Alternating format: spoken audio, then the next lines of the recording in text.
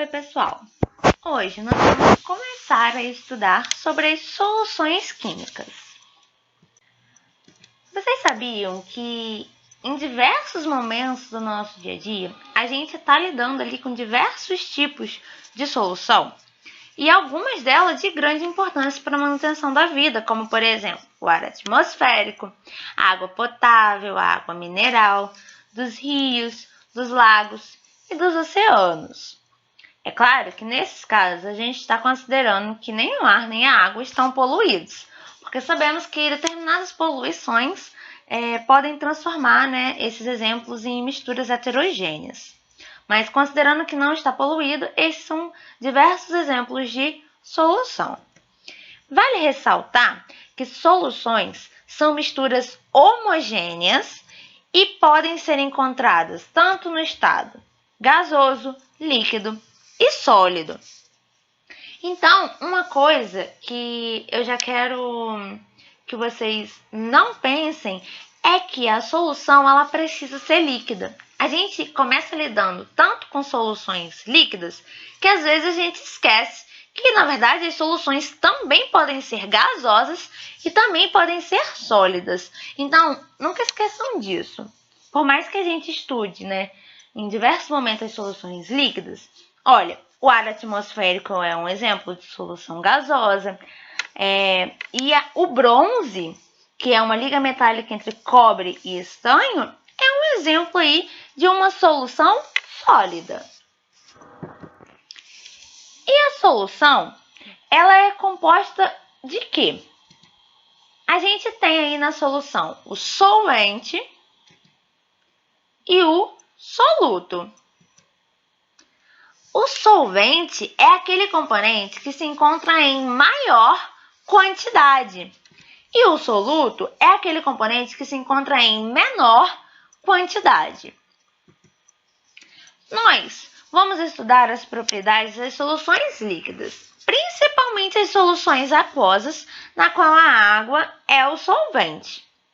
Mas, em momento algum, se vocês encontrarem, se a gente fizer agora, mais para frente, ou em algum momento aí, questões que envolvem outros tipos de soluções, a gente não precisa se assustar, porque a gente sabe que existem outros tipos de soluções. Então, é sempre ter isso em mente. Mesmo que a gente estude aí bastante as soluções líquidas e bastante ainda assim as soluções aquosas. Quando a gente diz soluções aquosas, a gente diz que a água é o solvente. E no laboratório, como que a gente normalmente prepara uma solução? Quis trazer para vocês como que a gente prepara no laboratório, porque talvez ajude a pensar mais para frente em algumas coisas. Por exemplo, se a gente quer preparar uma solução aquosa, então qual é o solvente? Água. De cloreto de sódio, quem é o soluto? Cloreto de sódio. Então, o cloreto de sódio está em menor quantidade e a água está em maior quantidade. O primeiro passo é a gente medir a massa que a gente quer de NaCl, que é o nosso cloreto de sódio. Depois disso, a gente vai acrescentar um pouco do nosso solvente e dissolver um pouco essa quantidade. No nosso caso, como a água é o solvente, a gente vai adicionar o quê? Água destilada. Depois, a gente vai transferir isso para uma vidraria, que está na figura 3, que a gente chama de balão volumétrico. E depois de transferir para esse balão volumétrico, que tem exatamente a marquinha do volume que a gente quer da solução, a gente completa com o solvente, nesse caso a água, até atingir essa marquinha, que nesse caso é 1 litro. E depois a gente vai ter 1 litro de solução. Então vamos lá, uma coisa que é só para a gente ficar atento. A gente pesou que massa nesse exemplo de NaCl? 200 gramas. E aí a gente tem que volume final, nesse exemplo, de solução? 1 litro. Significa que a gente colocou 1 litro de água? Não. Cuidado com isso, é bom a gente começar a ver isso, abrir os olhos para isso. Por quê? A gente tem 1 litro de solução. 1 litro de... contando tudo, a gente tem o quê? 200 gramas de NaCl e água. Essas duas coisas juntas atingiram 1 litro, tudo bem? Isso vai ser importante para alguns exemplos mais para frente, para a gente entender e não confundir o volume de quem que a gente está falando, né? A massa de quem que a gente está falando. Então, é bom ficar sempre atento, tudo bem? E aí, essa solução que a gente obtém vai depender do coeficiente de solubilidade do soluto. E ele varia com a temperatura. Mas que negócio é esse de coeficiente de solubilidade? Bom, o coeficiente de solubilidade é uma medida da capacidade de um soluto, que um soluto, possui de se dissolver em uma quantidade padrão de solvente em determinadas condições de temperatura e pressão. Ou seja, o coeficiente de solubilidade é aquela quantidade, máxima de soluto que pode se dissolver naquela quantidade específica lá de solvente. E o coeficiente de solubilidade depende de quem? Da temperatura e da pressão. Como no nosso dia a dia a gente está submetido a uma mesma pressão, que é a pressão atmosférica, basicamente o que vai influenciar mais aí no coeficiente de solubilidade é a temperatura. Então, por exemplo, olhando essa tabela, a gente vê uma relação da temperatura com o coeficiente de solubilidade do NaCl. O que isso indica pra gente? Por exemplo, na temperatura aí de 10 graus Celsius, olhando nessa linha, qual é o coeficiente de solubilidade do NaCl em água? É 35,8, ou seja, numa temperatura de 10 graus Celsius, o máximo que a gente consegue solubilizar de NaCl em 100 gramas de água é 35,8 gramas de NaCl. E assim por diante. Assim, a gente consegue montar a chamada curva de solubilidade.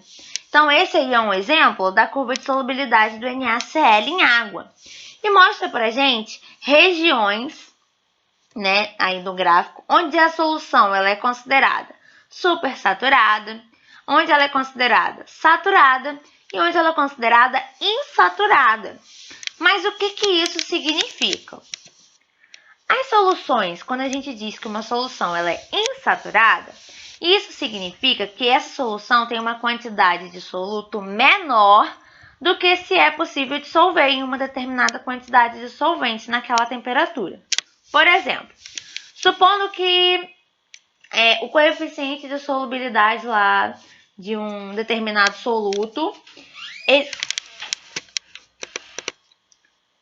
supondo que ele seja aí, por exemplo, em uma determinada temperatura e pressão, esse coeficiente de solubilidade é 20 gramas por 100 gramas de solvente. E aí a gente dissolve 10 gramas. 10 não é menor do que 20? E 20 é o máximo nesse nosso exemplo? Então, a gente vai resultar em uma solução que é chamada de solução insaturada. Ou seja, a gente tem uma quantidade de soluto menor do que o máximo possível ali. Um outro exemplo de solução são as soluções saturadas. Ou seja, essas soluções elas contêm exatamente a quantidade máxima de um soluto que é possível dissolver em uma determinada quantidade de solvente. Então, sem formar precipitado, que é aquele sólido que fica no fundo, por exemplo. Por exemplo, voltando nesse exemplo aí que o nosso coeficiente de solubilidade de um determinado soluto em relação ao solvente é 20 gramas por 100 gramas de 20 gramas de soluto, por 100 gramas de solvente. Se a gente adicionar aí, 20, a gente vai estar na quantidade máxima. Então, essa solução vai ser chamada de solução saturada. Nós podemos ter também soluções que são chamadas supersaturadas. O que isso indica? Esse tipo de solução é uma solução muito, muito instável. Então, qualquer perturbação no sistema, ela logo precipita. Vamos entender primeiro o que são soluções supersaturadas. São soluções que contêm uma quantidade maior do soluto que é possível dissolver em uma determinada quantidade de solvente nessa temperatura. Por exemplo, supondo que o coeficiente de solubilidade aí do soluto seja 20 gramas por 100 gramas de solvente. A gente conseguiu aí dissolver 25 gramas naquela temperatura, mas o máximo não era 20? Então, a gente conseguiu nesse sistema dissolver mais do que o que normalmente ele dissolve, só que essa solução ela é totalmente instável. Qualquer perturbação no sistema, o que não deveria ter sido dissolvido pelo coeficiente de solubilidade, ele logo precipita. Então, essas soluções supersaturadas, elas são chamadas aí de soluções muito instáveis. E o que distingue, o que diferencia cada expressão de concentração são as diferentes grandezas. Por exemplo, a gente pode relacionar aí a massa do soluto em relação ao volume da solução, a quantidade de matéria do soluto em relação ao volume da solução, e assim por diante. Existem diversas relações que a gente pode estudar matematicamente entre o soluto e a solução. As expressões de concentração, que vai indicar aí concentração, seria essa relação, soluto-solução, que não depende da massa molar do soluto, são chamadas de expressões físicas, e as que dependem são chamadas de químicas. As principais expressões físicas de concentração, de soluções, são as concentrações em massa, a densidade, o título e a concentração em partes por milhão. Existem outras, mas essas são as que a gente mais estuda. Então, vamos lá estudar um pouquinho de cada uma delas. Concentração em massa, ou também chamada de concentração comum, é a quantidade, indica a quantidade de massa de soluto que se encontra dissolvida em um volume de solução. E normalmente, qual é a unidade? Grama por litro. Então, olha só a formulazinha que está aqui em amarelo, A concentração, ela vai ser igual à massa do soluto sobre volume da solução. Vamos fazer um exemplo bem fácil. Uma solução aquosa de ácido sulfúrico é preparada segundo as normas de segurança, ou seja, dentro de uma capela com exaustor. O químico mistura 33 gramas de H2SO4, que é o ácido sulfúrico, em 200 ml de água, com extremo cuidado, lentamente sob agitação constante. Ao final, obtém um volume de solução igual a 220 ml. Calcule a concentração em grama por litro dessa solução. Então, vamos lá. A gente pode usar essa fórmula aí e começar a calcular. Qual a massa de soluto que dá Primeiro, vamos identificar quem é o soluto. É o H2SO4. E quem é o nosso solvente? É a água. Então, vamos lá. Massa de soluto é igual ao quê? 33 gramas. E qual é o volume que a gente vai usar aí nessa fórmula? É 200 ml de água? Não, não é, porque 200 ml de água a gente usou, mas o volume final da solução, ou seja, juntando a água, juntando a quantidade aí de H2SO4 em volume e aferindo até a quantidade desejada, a gente obteve um volume de solução igual a 220. Então, primeira coisa é prestar atenção em qual volume a gente vai usar. Concentração em massa é a quantidade de soluto por volume de solução. Então, o volume que a gente vai usar é 220 ml. Só que ele quer em qual unidade? Grama por litro. Então, a gente converte esse 220 ml para litro para a gente não errar aí na nossa conta. Então, 220 ml é igual a 0,22 litros. Então, a concentração aí em massa, concentração comum, vai ser o quê? 33 gramas de soluto sobre 0,22 litros. E isso dá pra gente uma concentração de 150 gramas por litro. A gente não precisa exatamente decorar essa fórmula. A gente precisa entender o conceito, porque a gente pode resolver isso com uma regra de 3. Olha, se a gente entende que concentração em massa é a quantidade aí de grama por 1 litro de solução, como que a gente pode resolver essa questão por regra de 3?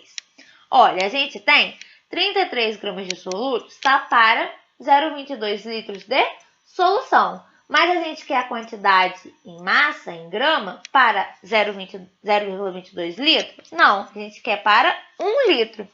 Então, fazendo essa regra de 3, a gente vê que a concentração é igual a 150 gramas por litro. Claro que o resultado tem que dar o mesmo da fórmula. É só uma outra forma de fazer que eu estou mostrando para vocês, caso vocês não queiram decorar a fórmula, porque tem muitas outras, mas que é importante entender o conceito para poder resolver a questão. A outra relação é a densidade. A densidade, ela expressa a relação entre massa e volume de um sistema. Então, a densidade de uma solução é o quê? É a relação entre a massa de solução sobre o volume de solução. Então, nesse caso, quando a gente diz densidade da solução, a gente usa na nossa continha aí tanto a massa da solução quanto o volume da solução. E a densidade, ela é utilizada tanto na identificação de substâncias, como para expressar a concentração das soluções. Então, ela é muito comum aí, tanto como para usar, para essa relação massa-volume, como também na identificação das substâncias. Vamos fazer um exemplo. A massa em grama de 100 ml de uma solução com densidade 1,19 grama por ml é... Então, vamos lá. A gente quer saber a massa da solução em grama. A gente tem o volume da solução, que é qual? 100 ml. E tem a densidade, que é igual a 1,19 grama por ml. Conferindo sempre as unidades. Se esse volume tivesse em litro e a densidade em grama por ml, a gente teria que converter aí o volume para ml para não ter problema de conversão de unidade e sair errando toda a continha. Mas nesse caso aí, não precisa, né? Porque a densidade está em grama por ml, a gente quer a massa em grama, o volume está em ml, então tudo certo. A gente pode aplicar diretamente a fórmula aí. Então, ó, a densidade é igual a massa sobre volume. Densidade é 1,19, é igual a massa sobre 100, que é o volume, né? E resolvendo isso aí, a gente tem uma massa de 119 gramas de solução. Mas a gente também pode resolver por regra de 3, caso vocês prefiram. Estou mostrando dos dois jeitos e vocês escolhem aí, no dia a dia, lá no vestibular, o jeito que vocês querem fazer a questão. Mas vamos aprender essas duas formas. Então, vamos lá. A gente sabe, olhando o valor da densidade, que é 1,19 grama por ml, então a gente sabe o quê? Que 1,19 grama de solução está para 1 ml de solução. A gente quer saber em 1 ml? Não, a gente quer saber em quanto? Em 100 ml. Então, qual é a massa M aí? Em grama de solução? Está para 100 ml. Resolvendo essa regra de 3, a gente vê aí que a massa é igual a 119 gramas, da mesma forma. Uma outra forma de relação entre massa do soluto, entre o soluto e solução, é o título em massa, que é representado aí por essa letra que parece um T, né, que é chamada de tal. O título em massa é a relação entre a massa de soluto e a massa de solução. Nesse caso, como a gente está falando de massa, a massa da solução é a soma da massa do soluto mais a massa do solvente. E por isso, pode ser utilizado para exprimir a concentração de soluções em qualquer estado de agregação, ou seja, tanto no estado sólido, líquido ou gasoso. O título em massa é a relação aí, né, entre massa do soluto e massa da solução. Então, ó, olhando a fórmula, massa do soluto dividido por massa da solução. E quando a gente quer expressar esse título em porcentagem, a gente pega esse resultado e multiplica por 100. Como a relação entre as massas é sempre feita em uma mesma unidade, o título será sempre um número puro, ou seja, não tem unidade. E é claro que ele vai ser menor do que a unidade, pois a massa dissoluta é sempre menor do que a massa de solução. Então, vamos lá. Uma coisa que eu quero atentar aqui para vocês. Olhando essa fórmula aí, esse título é igual a massa do soluto sobre massa de solução. Se um exemplo, massa de soluto estiver em quilograma e a massa de solução estiver em grama, a gente pode dividir esses dois valores? Não. É massa sim, só que a gente precisa converter um dos dois para que seja ou grama de soluto, grama de solução, ou quilograma de soluto por quilograma de solução. A gente tem que ter a mesma unidade, tudo bem? Para não errar na conversão. Então, vamos fazer um exemplo rapidinho. Um aluno deseja preparar 25 gramas de uma solução aquosa contendo 8% em massa de cloreto de sódio. As massas em grama de água e sal tomadas pelo aluno foram, respectivamente... Então, vamos lá. Olha, 8 gramas de NaCl está para quanto de solução? É 8%. Esse é o nosso título percentual. Significa que 8 gramas de NaCl, que é o nosso cloreto de sódio, está para quanto de solução? 100, porque é porcentagem. Então, 8 gramas de NaCl está para 100 gramas de solução. Não confunda com solvente. Aqui, título em massa é a relação entre massa do soluto sobre massa da solução. Então, 8% em massa de cloreto de sódio significa o quê? 8 gramas de NaCl em 100 gramas de solução. Só que a gente tem 100 gramas de solução? Não, a gente tem o quê? 25. Então, X gramas de NaCl, que é o que a gente quer descobrir, está para 25 gramas de solução. Resolvendo essa regra de 3, a gente vê que a gente precisa de 2 gramas de NaCl. E agora, qual vai ser a massa de água? Bom, lembra que eu falei que a massa da solução é a soma da massa do soluto mais a soma da massa do solvente? Então, olha só. Se no final a gente quer ter 25 gramas de solução e a gente sabe que a gente precisa de 2 gramas de NaCl com a massa de água, é só diminuir. A massa de água, a massa do solvente, vai ser igual ao quê? A massa da solução, 25, que é o total, menos o que a gente precisa de NaCl, que é 2 gramas. Então, a massa de água vai ser igual a 23 gramas, faltou o Gzinho de grama aí, tá? 23 gramas de água. E aí, a gente sabe que apenas as substâncias possuem densidade constante, as substâncias puras. Já as misturas vão variar, né? A densidade, dependendo do quê? Da porcentagem de cada componente. A gente pode calcular a densidade de uma solução sabendo a densidade dos componentes e o título. Como assim? Olha, a densidade da solução vai ser igual à densidade do soluto vezes a porcentagem da massa do soluto mais a densidade de solvente vezes a porcentagem em massa de solvente. Vamos fazer um exemplo para ficar mais claro. Considere uma aliança feita de ouro e prata, cujo valor da densidade, ou seja, da densidade da nossa solução, é igual a 17,1 grama por centímetro cúbico. Qual a porcentagem de ouro e prata na liga utilizada na confecção dessa aliança?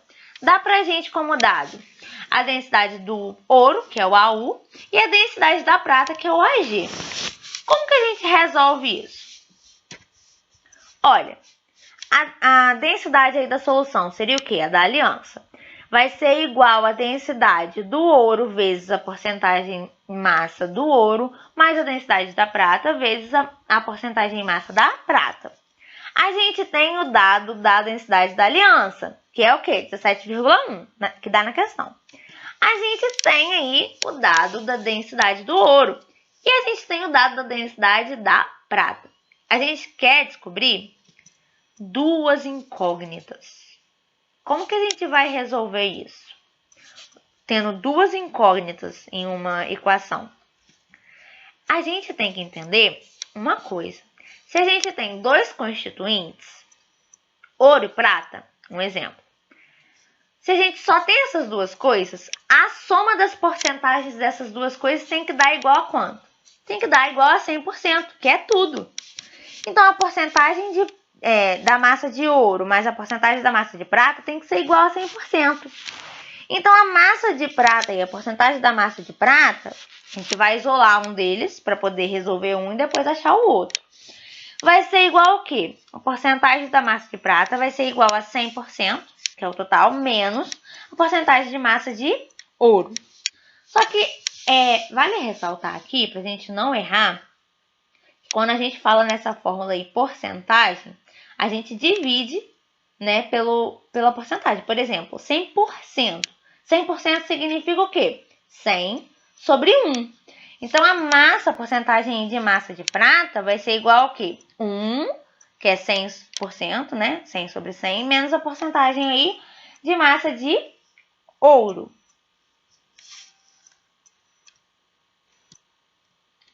E aí, como a gente começa a substituir? Como que a gente vai resolver? A gente começa a substituir essa relaçãozinha dentro dessa nossa expressão. Densidade da aliança era qual? 17,1 é igual a densidade do ouro, 19,3 vezes, aí o que a gente quer achar que é a porcentagem em massa do ouro, mais densidade da prata, que deu na questão, 10,5 vezes a porcentagem de massa da prata. Aí aqui a gente não pode confundir, a gente acabou de achar que essa porcentagem é igual ao quê? Né? Em termos da porcentagem de ouro. 1 menos a porcentagem de massa de ouro. Então, a gente coloca tudo entre parênteses, para quando a gente multiplicar, a gente não esquecer de multiplicar as duas coisas. Então, dando continuidade aqui. 17,1, repetir, é igual a 19,3 vezes a porcentagem de massa de ouro, repetido, mais, e agora a gente vai fazer a distributiva aí. 10,5 vezes 1, 10,5. 10,5 vezes menos a porcentagem em massa de ouro. Então, vai ficar menos 10,5 vezes a porcentagem em massa de ouro. E agora a gente passa para o outro lado, né? Os valores que não tem aí a nossa incógnita, que é a porcentagem de massa de ouro. Então, passando 10,5 para o outro lado, fica 17,1 menos 10,5 é igual a... Aí a gente tem 19,3 vezes a porcentagem em massa de ouro, menos 10,5 vezes a porcentagem em massa de ouro. Se vocês preferirem, é só não confundir. Vocês podem substituir por x, por exemplo. Talvez fique mais fácil de vocês até visualizarem. E aí fica o quê? 6,6 é igual a 8,8 vezes a porcentagem em massa de ouro. Então, passando 8,8 para o outro lado, dividindo, a gente vê que a porcentagem em massa de ouro é igual a 0,75. 0,75 é igual ao quê? 75 sobre 100. Então, a gente sabe que a porcentagem de ouro é 75%. Então, se a gente só tem ouro e prata, se 75% é ouro, qual é a quantidade de prata? 25%, né? Porque vai ser 100% menos 75%, que é igual a 25%. Ou então, a gente volta lá na formulazinha que a gente tinha achado no slide anterior, que diz que a porcentagem de massa de prata é igual a 1 menos a porcentagem aí, né, de massa de ouro, que a gente acabou de achar como sendo 0,75. Isso é igual a 0,25. 0,25 aí seria igual ao quê? 25 sobre 100. Então, 25% de prata. A gente pode fazer das duas formas. Outra expressão de concentração, né, outra forma de relacionar, é o título em volume. Mas, nesse caso, ele é usado para a concentração de soluções em que todos os componentes são ou gasosos ou líquidos. O título em volume é a relação entre o volume do soluto e o volume da solução. É importante, nem sempre, a gente saber todas as fórmulas de cabeça, mas entender o conceito. Porque eu vou mostrar aqui para vocês a fórmula, mas vocês vão ver que a gente pode fazer um raciocínio por regra de 3 também. Então vamos lá. A fórmula seria de título em volume igual ao quê? Volume do soluto sobre o volume da solução. E aí o título em volume em porcentagem, é só a gente pegar esse valor e multiplicar por 100. Uma coisa muito importante. O volume da solução não é igual à soma dos volumes do soluto solvente. Lembra que a gente fez isso para a massa? Para a massa a gente pode fazer. A massa da solução é igual à massa do soluto mais a massa do solvente. Mas o volume não. O volume da solução não é igual à soma dos volumes do soluto e do solvente. Então, muito cuidado para não errar nisso. Vamos fazer um exemplo rapidinho. 1 litro de vinagre, que é uma solução aquosa de ácido acético, que tem essa fórmula química aí, CH3COOH, apresenta 55 ml de ácido acético. Calcule o título em volume e a porcentagem em volume, ou seja, o título percentual, também chamado assim, né? De ácido acético nesse vinagre. Então, vamos lá. Para a gente usar esse 55 ml, que é a quantidade aí de soluto, primeiro vamos identificar aqui. Quem é o soluto? Ácido acético. Quem é o solvente? A água, que diz aí para a gente solução aquosa. Então, olha só, como a gente vai usar o volume do soluto em ml, vamos transformar o volume da solução, que é o vinagre, em ml, para a gente não errar na conversão. Então, 1 litro é igual a 1000 ml. Então, o título em volume aí dessa solução vai ser o quê? Volume do soluto, que é quanto? 55 ml, sobre o volume da solução, que é o quê? 1000 ml. Isso dá pra gente um título em volume igual a 0,055. E o título em porcentagem? A gente multiplica esse valor por 100 e obtém aí, né, o título em porcentagem, de volume em porcentagem, igual a 5,5%. Também chamado aí de 5,5% volume-volume, por exemplo. Uma outra forma de concentração é a chamada partes por milhão, que também é conhecida como ppm. Quando uma solução ela é extremamente diluída, a massa do solvente é praticamente igual à massa da solução. Para indicar a concentração de uma solução desse tipo, é muito comum a gente usar ppm, que é partes por milhão. Então, a concentração em ppm indica quantas partes do soluto existem em 1 milhão de partes da solução, em volume ou em massa. Então, 1 ppm é uma parte do soluto sobre 10 elevado a 6, ou seja, 1 milhão de partes de solução. Então, vamos ter um exemplo. Propanona, que tem a fórmula química pra gente, pura, é um líquido volátil, incolor, inflamável, moderadamente tóxico, de sabor adocicado e cheiro agradável, aquela leve introdução, né? Um ser humano comum pode perceber o cheiro da propanona diluída, propanona, tá? Deu um espaço aí, mas é propanona. Diluída no ar na concentração mínima de 1,6 ppm, que é a concentração aí, né, em partes por milhão. A análise de uma amostra do ar de determinado ambiente revelou que existe 0,00015% em volume de propanona. Uma pessoa ao entrar nesse ambiente vai perceber o odor da propanona?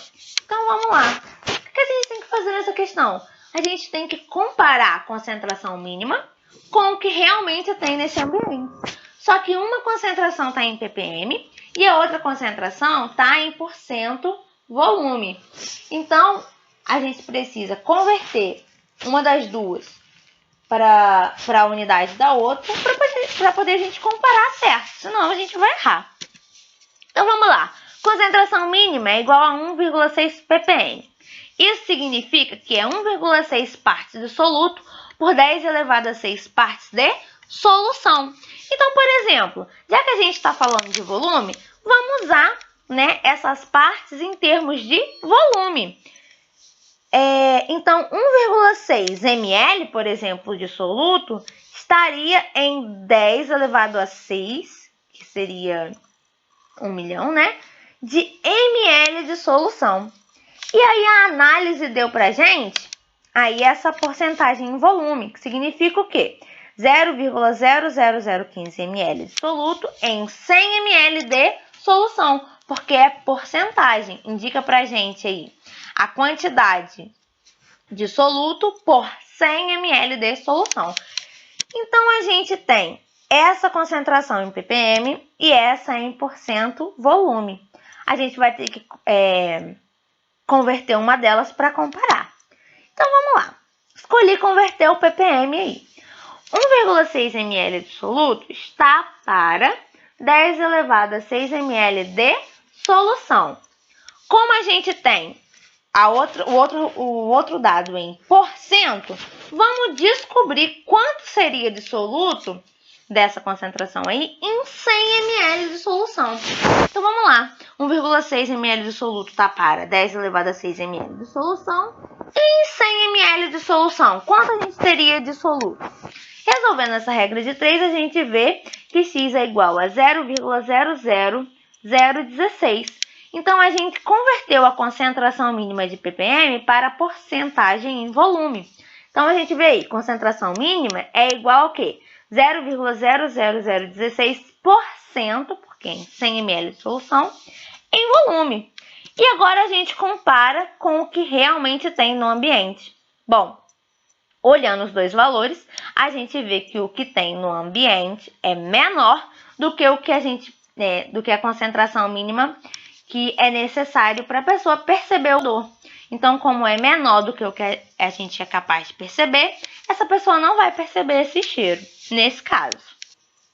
Então, pessoal, a aula de hoje foi essa. A gente aprendeu várias formulazinhas, os exercícios foram mais simples, mas porque eu quero que vocês entendam o conceito por trás de cada uma dessas expressões de concentração.